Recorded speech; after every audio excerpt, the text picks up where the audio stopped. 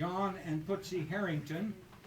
I would just like to make one observation, which is really not necessary to make, but this is a real old-time Jackson Hole gathering. This warms my heart, as I know it does all of yours, and to have it here at the Anchor Ranch with John and Putzi and their girls just couldn't be any better. This is just fabulous. So I've had the, and I'm only speaking from my side, I've had the great joy and the great honor and the great privilege and the fantastic friendship of this wonderful family since, well, about the time they were married, which was the 20th of February, 1959. I was 5 years old. Just, Oh, wow.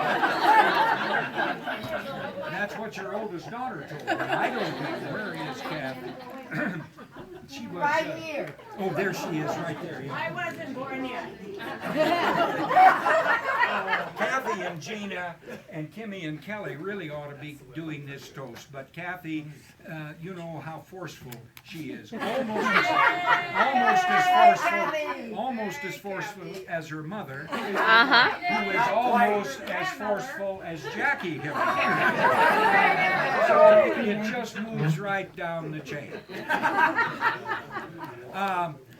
Let's see, February 20th, 1959. Let's just, in our minds, and I know a number of you will remember some of these landmarks, but let's just take a little trip around the square at what was there February 20th, 1959. I was a junior in high school. I was 5 years old. Which is hard to believe. People keep coming up to me and saying, God, Mike, you're looking good. And I look back and I said, you know, 40 years ago, 50 years ago, when I might have looked okay, nobody came up to me and said, God, you're looking good. And now that I'm looking rough, everyone comes up and says, God, you're looking good. But anyway, 20th of February, 1959, I was a junior in high school, and the Jackson Drug was there, of course. Right next to the Jackson Drug, going east on Deloney, was the post office. The Oddfellows Hall was right next to that, upstairs. That's still there, but downstairs was the B&W Market. That's right. And then there was a vacant, sort of a vacant lot, and right on the corner of Center Street and Deloney, nobody knew the names of the streets in those days. John, let's see, you remember? That was Cab Cummins' Cat Shop. And that's where the city council met, because there were no city council chambers, and Cab Cummins was on the city council, so that's where they held their council meetings. Then across the street from that was Lower Valley Power and Light, and then the Jackson State Bank, and I think Fred's Market might have still been next to the Jackson State Bank. I'm not sure. Yeah, was it? Yeah. What and about then the B&W was right there where the Oddfellows Hall is.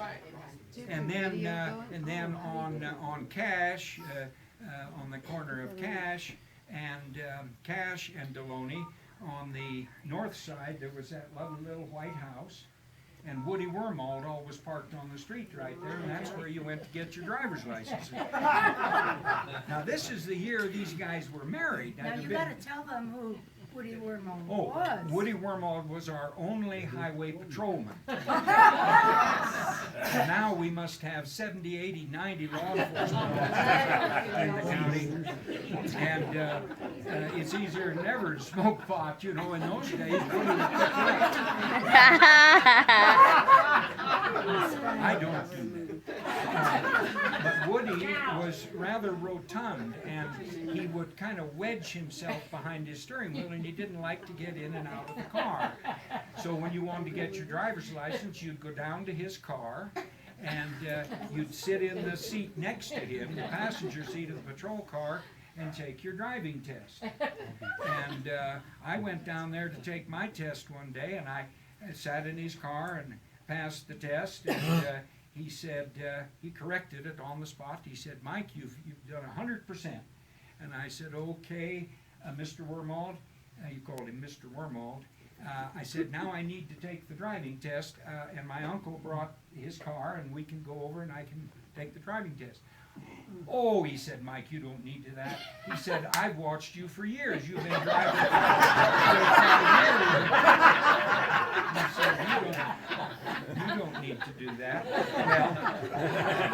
Well, anyway, so then there was the open range, the old Moore's open range, going down toward the Cowboy. And then there was Lloyd Holman's Copper Shop and the Cowboy Bar. And then there was the Ford Garage on the corner that Fraser Richards owned and that Gene Jenkins Scowcroft owned before that.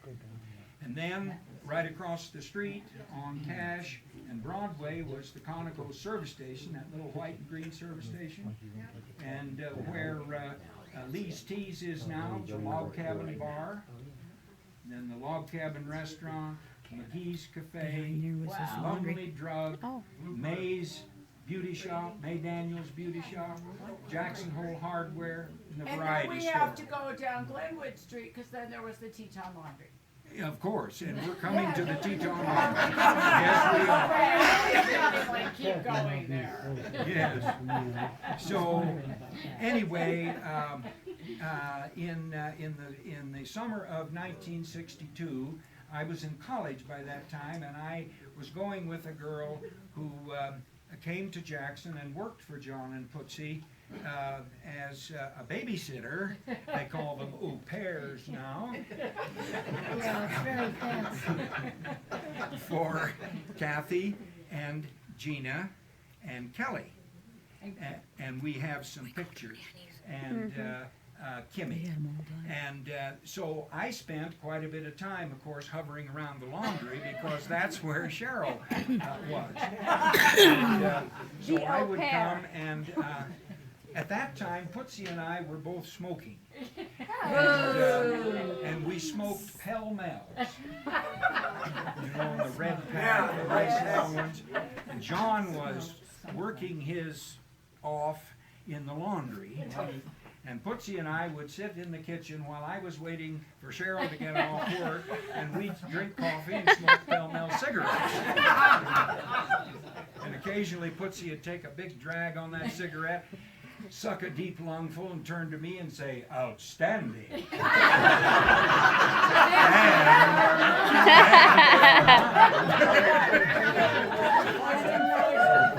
She actually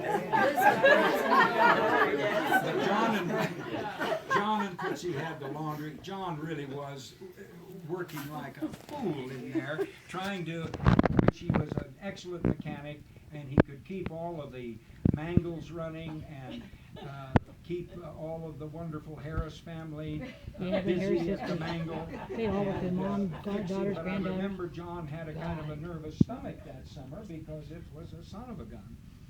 Am I right, John? Oh, yeah. Okay. All right.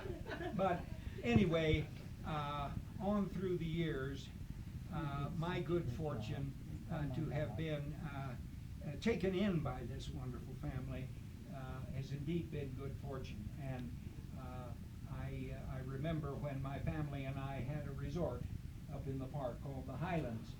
John and Putzi would come and they would bring these little girls and they'd come back in the kitchen to get some raw bread dough from the lovely Byron Jenkins, and they would eat that bread dough just like just savory.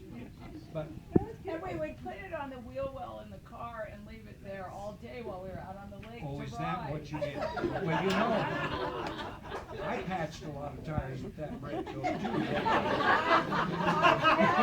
I've never been sick. It was really something. But from these two sprang this wonderful family. And Yep. Yay. and I remember a wonderful trip that we had to Aspen in 1964, and with Don and Dorothy McLeod, Bill and Evelyn Elmore, Connie and Paul von Gontard, Byron and Jean Jenkins, Jim Van Ostren. I was along, and And we were. Well, then John and Putzi, that's the reason I mentioned. And it seems to me, and Putzi, you can fill me in on that trip, but there was one afternoon that you and Gene Jenkins and somebody else, I think, went to Guido's, which was a wonderful little restaurant in Aspen, then for lunch. And I think, One of the most wanted men in the country was working in that kitchen, and they apprehended him there. really? Yeah. Oh my God. I didn't know that. I thought when you started talking about a wanted man, you were referring to a different milieu there. But anyway, Gene and Putzi and I think somebody else had a nice light lunch and rather a lot of wine, and somebody had a van or something, and they didn't. I think John Harrington had a van. He loaned it to us.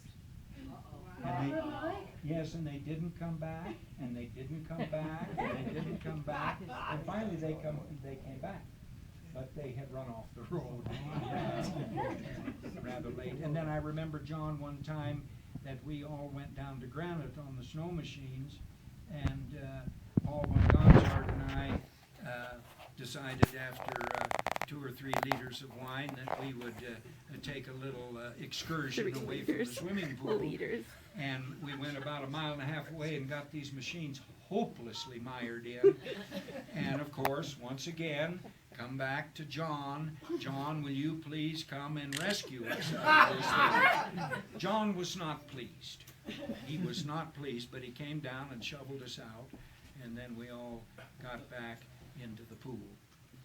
But anyway, this is just the beginning of this evening of what I hope will be a number of stories that I know many of you have about these 2 extraordinary and lovely people, Putzi Hiller and John Harrington. Woo!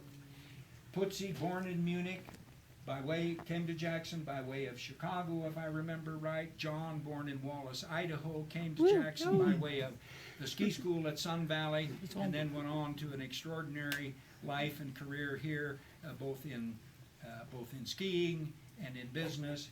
And they have been the very best of friends and family to me, and I know to all of you. Here's to John.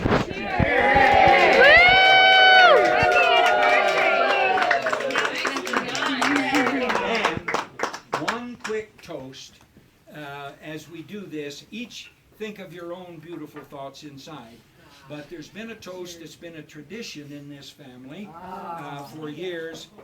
Here's to us. Who's like us? Damn few! Bravo.